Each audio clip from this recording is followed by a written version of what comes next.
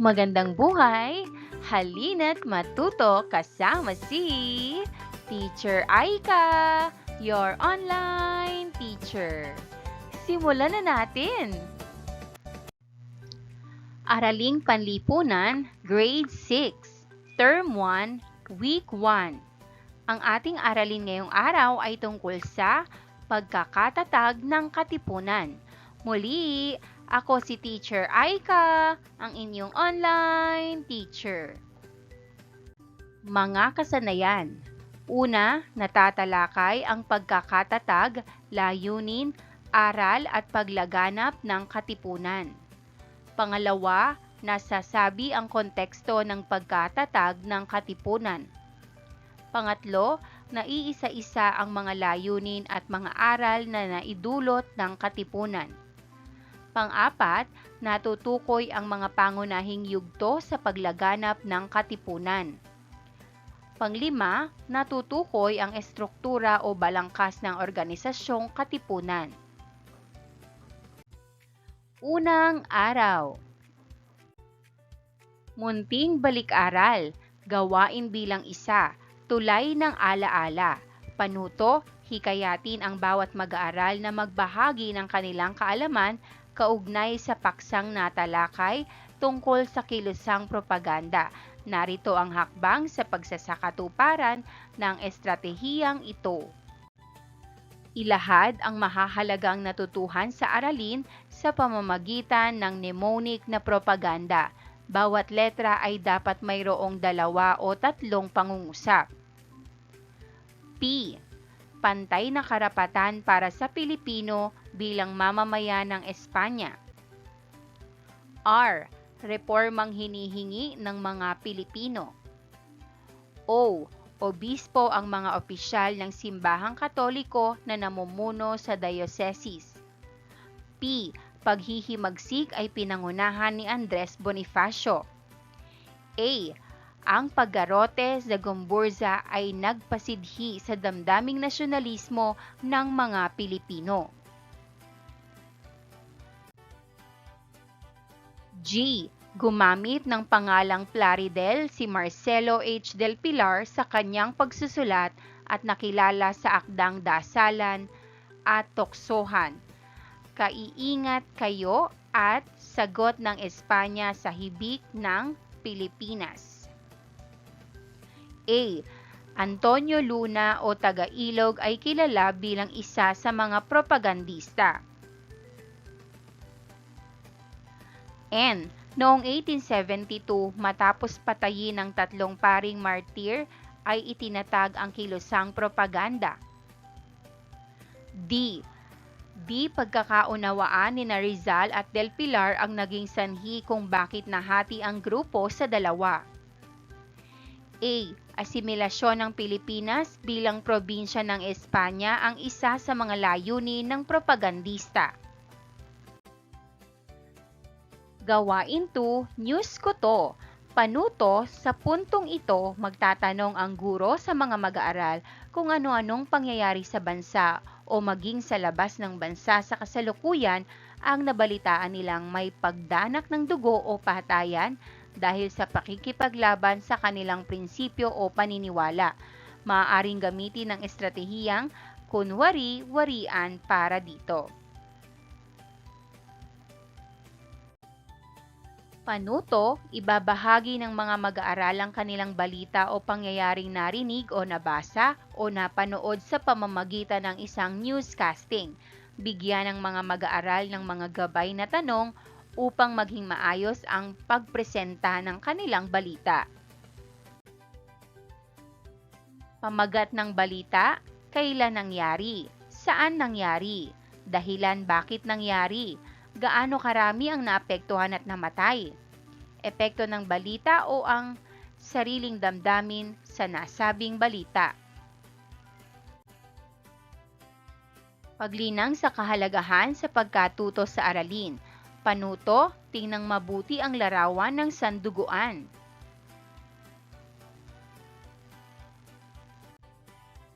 Tanong, anong salita ang nakikita sa larawan? Sagot, Ang salitang nakikita sa larawan ay sanduguan. 2. Ano ang ibig sabihin ng sanduguan? Ang sanduguan ay isang sinaunang kasunduan kung saan ang dalawang panig ay nagiging magkaibigan o magkakampi sa pamamagitan ng paghahalo at pag-inom ng kaunting dugo bilang tanda ng pagkakaibigan. 3. Bakit kaya ginagawa ang sanduguan? Ginagawa ang sanduguan upang ipakita ang pagkakaibigan, pagtitiwala at pagkakaisa ng dalawang panig. 4. Ano ang pangunahing layunin ng sanduguan? Ang pangunahing layunin ng sanduguan ay ang pagkakaroon ng kapayapaan at pagkakasundo sa pagitan ng dalawang grupo. 5. Sino sa tingin ninyo ang mga lalaki na gumagawa ng sanduguan sa larawan? Ang mga lalaki sa larawan ay maaaring isang datu o pinuno ng mga katutubo at isang dayuhan, tulad ng mga Kastila na gumagawa ng kasunduan. B. Hashtag ilarawan. Panuto, mag-isip ng hashtag sa mga sumusunod na mahahalagang salita sa ating bagong aralin. Katipunan. Katipunan. Hashtag laban para sa kalayaan. Hashtag laban para sa kalayaan. Katipunero. Katipunero. Hashtag bayani ng bayan. Hashtag bayani ng bayan. Gawain 1, subukin natin. Susing salita ng aralin. Panuto, isaayos ang mga pinaghalo-halong mga titik sa bawat bilang upang mabuo ang tamang salita. Isulat ang sagot sa inyong kwaderno o sa inihandang espasyo sa sagutang papel. Una, pulong o formal na asembleya ng mga kinatawan para sa isang talakayan hingil sa isang pangkalahatang interes. Sagot, kumbensyon. Kumbensyon. Pangalawa, bahagi ng malaking pangkat ngunit may naiibang paniniwala o paninindigan. Sagot, paksyon. Paksyon. Pangatlo, isang maikling sulatin na naglalaman ng mahahalagang impormasyon. Sagot, primer. Primer. Pang-apat, pag-aalsa o paglaban. Rebelyon. Rebelyon. Panglima, himagsikan, ganap o sapilitang paglipig o pagpapabagsak sa namamayaning pamahalaan. Revolusyon. Revolusyon. Pang-anim, kilos o gawain ng hihikayat ng rebelyon, pag-aalsa o panggugulo sa katahimikan. Sedisyon. Sedisyon. Kaugnay na paksa bilang 1, pagkatatag ng katipunan. Gawain bilang 4, halina't tuklasin. Panuto, papanoorin ng mga mag-aaral ng isang pelikula tungkol kay Andres Bonifacio. Magbibigay ang guro ng mga gabay na tanong na dapat masagot ng mga mag-aaral pagkatapos mapanood ang pelikula. Gabay na tanong. Una, ano ang nagtulak sa mga mamamayang Pilipino na bumuo ng isang samahan na tinatawag na katipunan? Sagot, nabuo ang katipunan dahil sa pang-aabuso, kawalan ng kalayaan at hindi pantay na pagtrato ng mga Kastila sa mga Pilipino. Nais ng mga Pilipino na makalaya ang bansa at magkaroon ng sariling pamahalaan. 2. Sino-sino ang palihim na nagpulong ng kumalat sa pahayagan ang balitang ipinatapon si Dr. Jose Rizal sa dapitan? Sagot, ang mga kasapi ng La Liga Filipina tulad ni Andres Bonifacio, Teodoro Plata, at Ladislao Diwa ang palihim na nagpulong matapos ipatapon si Dr. Jose Rizal sa dapitan. 3. Sino ang mga pinuno at kailan itinatag ang katipunan? Sagot: ang katipunan ay itinatag noong Hulyo 7, 1892. Ang mga pangunahing pinuno nito ay sina Andres Bonifacio, Teodoro Plata at Ladislao Diwa. 4. Ano ang mga pangunahing prinsipyo o ideolohiya ng katipunan na nagtulak sa kanilang pakikibaka? Sagot: ang katipunan ay naniniwala sa kalayaan, pagkakapantay-pantay ng mga Pilipino, pagkakaisa at pagmamahal sa bayan. Handa silang ipaglaban ang bansa kahit magbuwis ng buhay. 5. Ano ang mga pangyayari o kaganapan na nagbunsod sa pagkakabuo at pag-usbong ng katipunan? Sagot: ang mga pang-aabuso ng mga Kastila, ang pagpapatapon kay Dr. Jose Rizal, at ang pagkabigo ng mapayapang reforma ang nagtulak sa mga Pilipino na bumuo ng katipunan at lumaban para sa kalayaan. Kung pagbabatayan ang mga pinagdadaanan ng Pilipinas sa kasalukuyan, maituturing bang mahalaga ang matibay na pagsasamahan o pakikiisa? Bakit?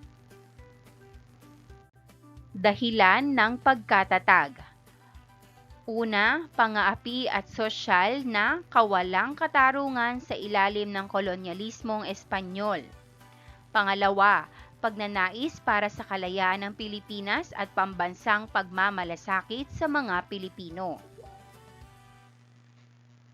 Mahahalagang pangyayari.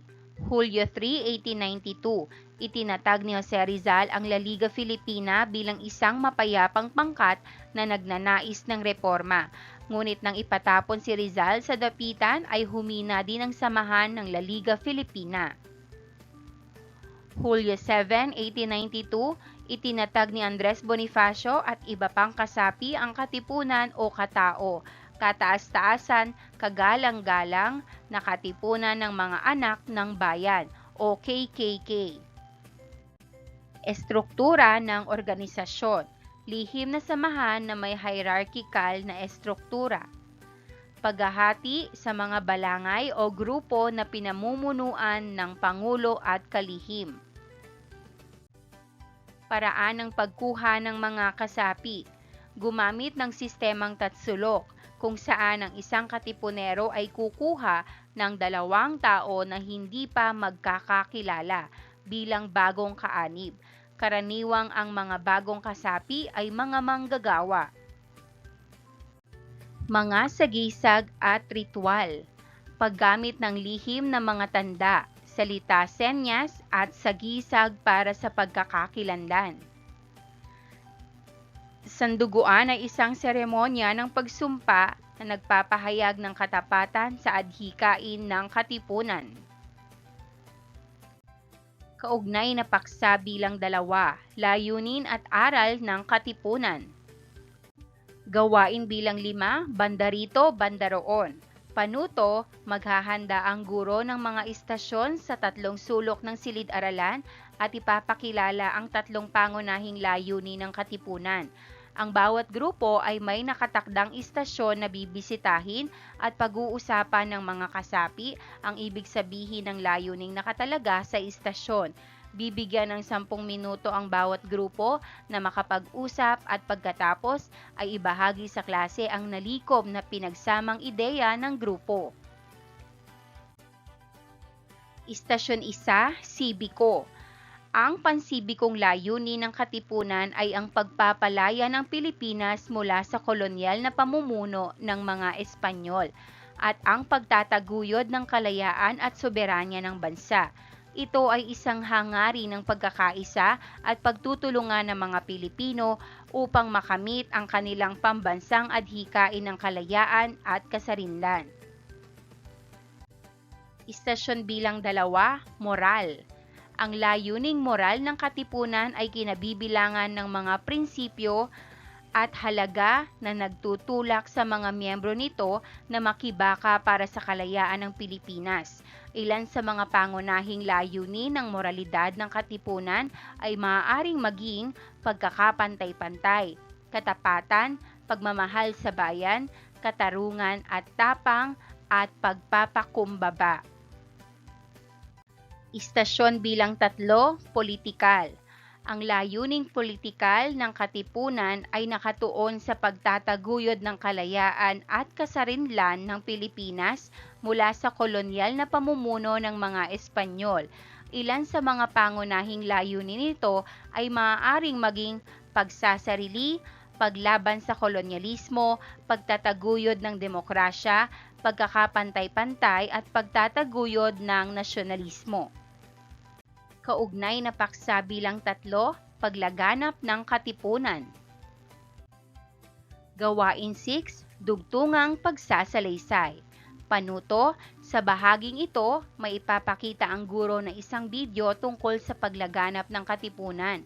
Upang matiyak na nakinig at nanood sa pinakitang video, magkakaroon ng dugtungang pagsasalaysay ng mga pangyayaring nakita at narinig sa video.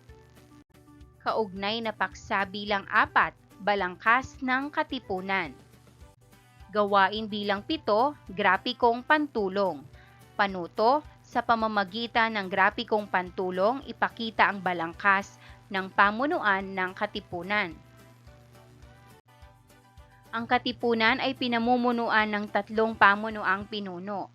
Katipunan, una, kataas-taasang sanggunian o Supreme Council, pinakamataas sa 3 pamunuan, binubuo ng piskal, kalihim at ingat-yaman. Pangalawa ay sangguniang bayan at ang pangatlo ay sangguniang balangay. Parehong kumakatawan sa mga lalawigan, ang mga kasapi ay mula sa mabababang sosyo-ekonomikong pangkat ng tao sa Manila at karatig probinsya, bumubuo sa asembleya. Bilang bahagi ng pamunuan ng katipunan, nagkaroon sila ng halalan. Ang mga sumusunod ang nahalal na mga opisyal sa kataas-taasang sanggunian. Pangulo Deodato Arellano. Tagapagsiyasat o Comptroller Andres Bonifacio. Piskal Ladislao Diwa. Kalihim Teodoro Plata. Ingat-yaman, Valentin Diaz. Ikalawang araw. Gawain bilang 8, harapan serye. Pinagtambal sa usapan, yumayamang ugnayan. Panuto, ito ay isang estratehiya sa gawaing pinagtibay ng tambalang gawain.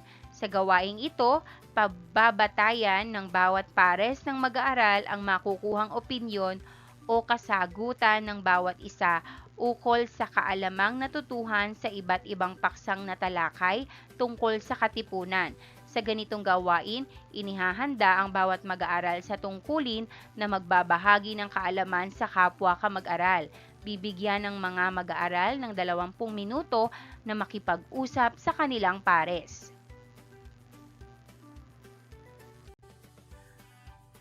Sagutin ng mga tanong. 1. Mahalaga ba para sa iyo ang pagkakatatag ng katipunan? Bakit? Halimbawang sagot, oo, mahalaga ang katipunan dahil dito nagkaisa ang mga Pilipino upang ipaglaban ang kalayaan ng bansa. 2. Anong layunin o turo ng katipunan ang higit mong sinang-ayunan? Bakit? Ang pagmamahal sa bayan at pagkakapantay-pantay ang sinang-ayunan ko dahil lahat ng Pilipino ay mahalaga. 3. Sumasang-ayon ka ba sa parusa sa mga kasaping hindi tapat? Bakit? Bahagya akong sumasang-ayon dahil mahalaga ang katapatan upang maprotektahan ang samahan. Ikatlong araw. Paglalapat at pag-uugnay. Gawain 9, aking tanong, iyong tugon. Panuto, ipaliwanag ang iyong sagot sa sumusunod na tanong. 1. Magbigay ng isang mahalagang turo ng katipunan. Ang katipunan ay nagturo ng pagmamahal sa bayan at kahalagahan ng kalayaan mula sa pananakop ng Espanya.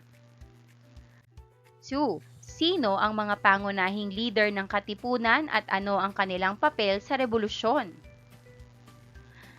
Ang pangunahing leader ng katipunan ay si Andres Bonifacio bilang Supremo na nag-oorganisa at nagplano ng mga gawain. Kasama rin sina Emilio Jacinto, ang utak ng katipunan at tagapagbalangkas ng mga prinsipyo nito, at Apolinario Mabini bilang tagapayo sa pamahalaang revolusyonaryo, bagaman hindi aktibong kasapi ng katipunan, nakatulong sa ideolohiya.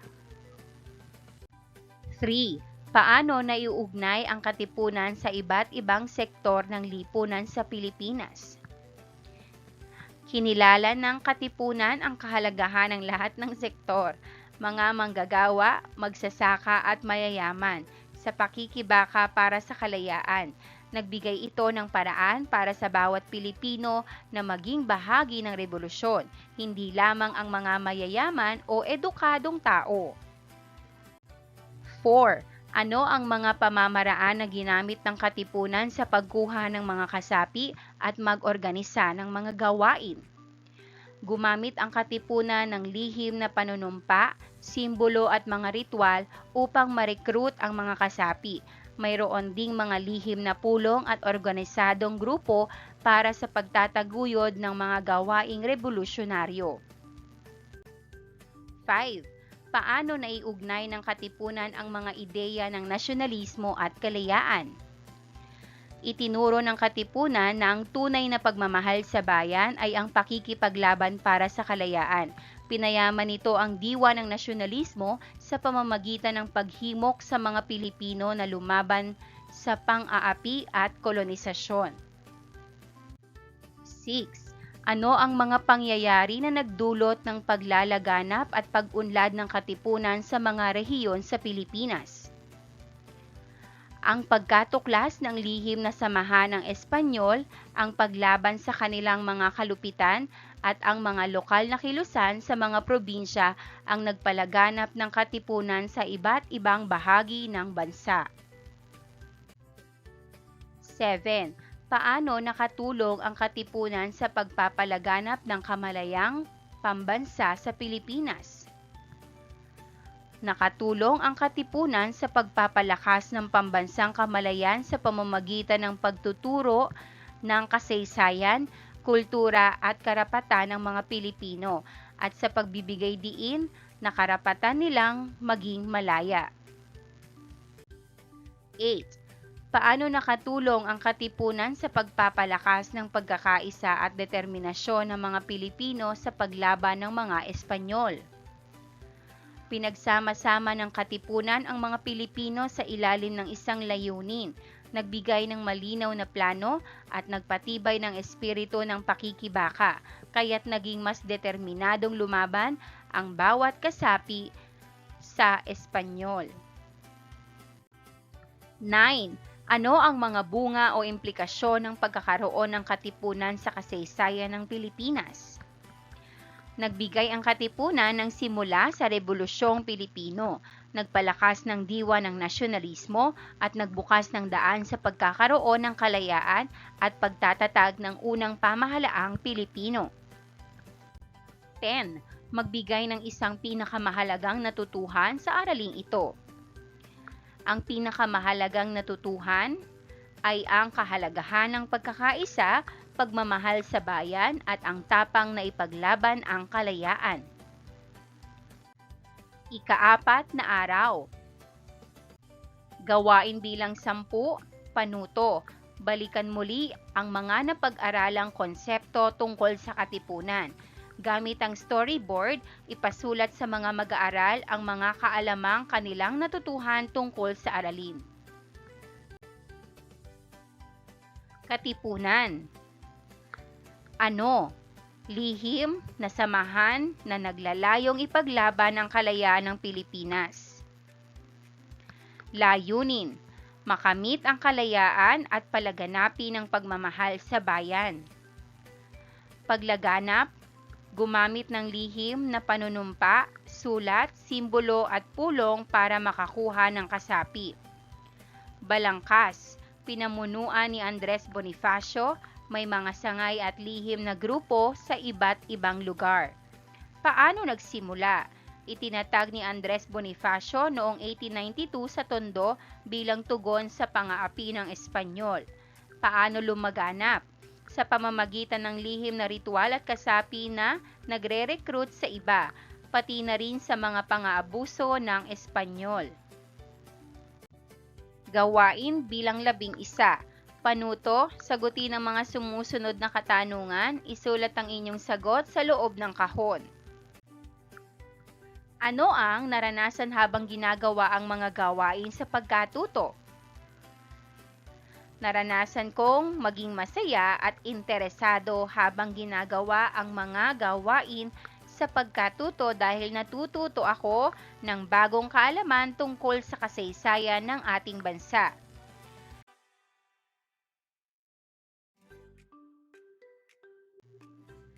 Ano ang naramdaman nang nalaman ang tungkol sa pagkatatag ng katipunan? Sagot, naramdaman ko ang pagkakagalak at paghanga sa tapang ng mga Pilipino na nagtatag ng katipunan upang ipaglaban ang kalayaan ng ating bansa. Gawain bilang 12. Panuto, A. Bilugan ng titik ng tamang sagot. 1. Anong petsa naganap ang opisyal na pagtatag ng katipunan? Sagot, C. Hulyo 7, 1892. 2. Sino ang nagsimula ng katipunan sa kalye ng Azcaraga na ngayon ay Recto Avenue sa Maynila? Sagot, C. Andres Bonifacio. 3. Anong pangalan ang ginamit na tawag sa mga lihim na mga grupo o balangay sa loob ng katipunan? Sagot, C. Kalayaan. 4. Ano ang pangunahing layunin ng katipunan? Sagot, A. Pagpapalakas ng pamahalaang kolonyal. 5. Anong layunin ng katipunan ang nakabatay sa prinsipyo na tumindig sa sariling mga paa o self-reliant? Sagot, B. Mithiing pangsibiko. Panuto, B. Dugtungan ang sumusunod upang makabuo ng pangungusap. 1. Ang isang mahalagang turo ng katipunan ay ang pagmamahal sa bayan at pakikipaglaban para sa kalayaan. 2. Sa ikatatagumpay ng isang kilusan o gawain, dapat magkaisa ang lahat at magsikap ng buong puso.